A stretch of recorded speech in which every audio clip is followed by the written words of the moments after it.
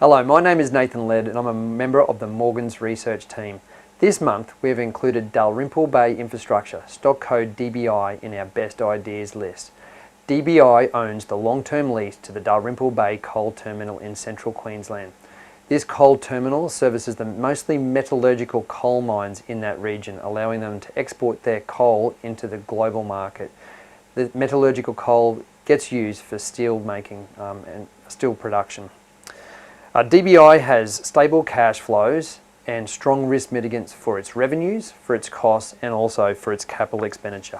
100% of its revenues are subject to regulation by the Queensland Competition Authority.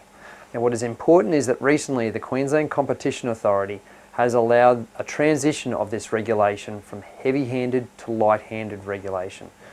Underneath light-handed regulation, DBI is permitted to negotiate prices for access to the terminal directly with its customers. This pricing will apply for the next 5 years commencing in July this year. Previously, the regulator set the pricing itself based on a cost of service or building blocks approach.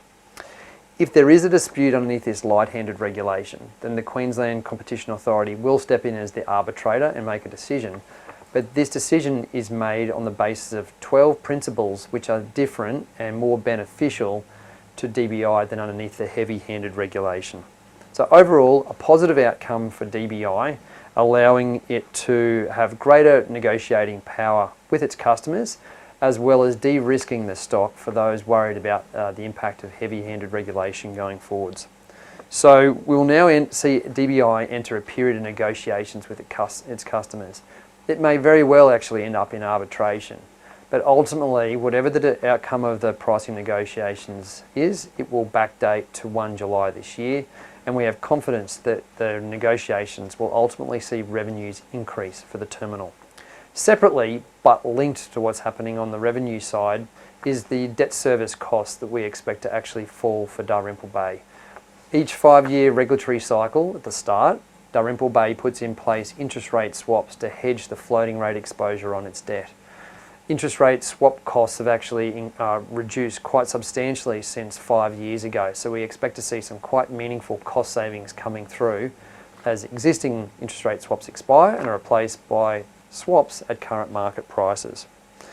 So if we take the combination of the higher revenues and the lower interest costs, we should see a material increase in the funds from operation from the business. Stock is certainly worth a look for investors who are focused on income from their investments. It offers an 18-cent per share distribution, which is being paid quarterly, so attractive for those particularly looking for that a shorter time frame in terms of getting their distribution. And at current prices, the stock is yielding in the mid 7% range, and the guidance from the company is to grow that distribution by 1 to 2% per year, so effectively in line with inflation or close to it. The stock also has a small on-market buyback underway, so a good signal from the board and management that they think that their share price is undervalued and therefore buying that stock. The stock has also entered the top 300 index, so will garner support from index funds and also cause more active funds to actually focus on the stock. And I think the stock also has solid valuation support at current prices. So we have an ad recommendation on the stock. The yield is certainly attractive and it has valuation support, delivering a double-digit return, hence the inclusion in our best ideas list. Thank you.